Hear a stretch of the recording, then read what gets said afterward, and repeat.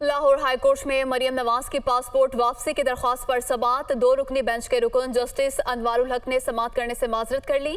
अदालत ने file chief justice Lahore high court को इरसाल कर दी।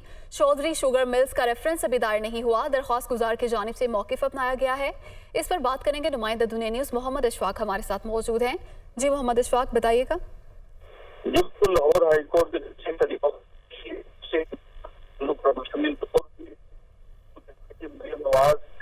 पासपोर्ट वापसी से मुतल्लिक हुआ तो सबसे पहले बेंच के रुकन जी लाहौर हाईकोर्ट में मरियम नवाज की पासपोर्ट वापसी की दरख्वास्त पर समाअत। 2 रुकनी बेंच के रुकन जस्टिस अनवारुल हक ने समाअत करने से माजरत कर ली है।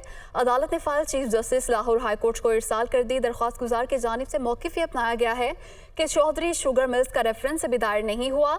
अदालत ने file chief justice Lahore high court को इरसाल कर दी है और 2 रुकनी बेंच के रुकन जस्टिस अनवारुल हक ने समाअत करने से माजरत कर ली।